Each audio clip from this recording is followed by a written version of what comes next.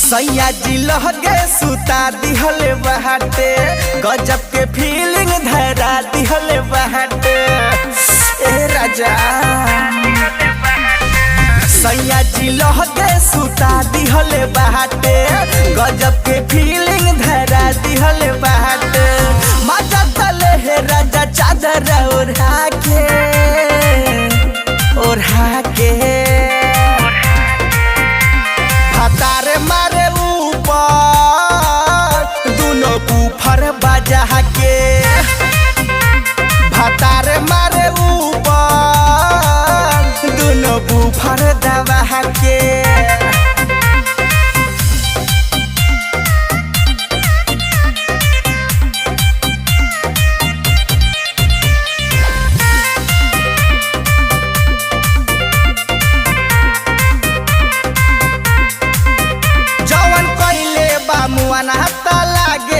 लहरे देखी सामान उतराती के हहरे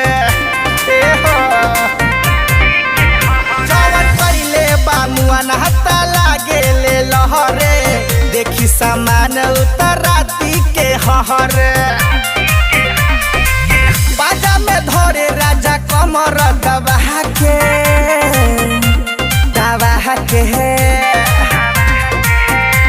भतारे मारे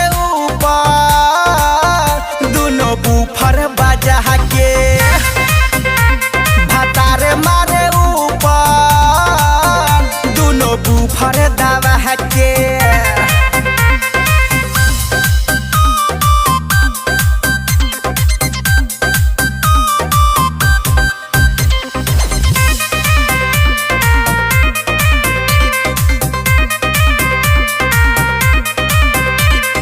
छोटू संजू सबसे लागल रहेले धके सामान पूरा जागल रहेले रमाई रे। छोटू संजू सबसे लागल रहेले धके सामान पूरा जागल रहेले ऐसा न करे मर दर्द बढ़ा के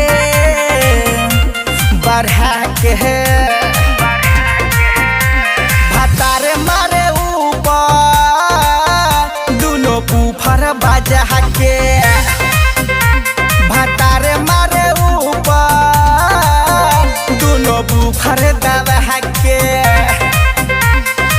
सैया जी लहगे सुता दिहले बहाटे गजब के फीलिंग धरा दिहले बहाटे मजा तले है राजा चादर ओढ़ा के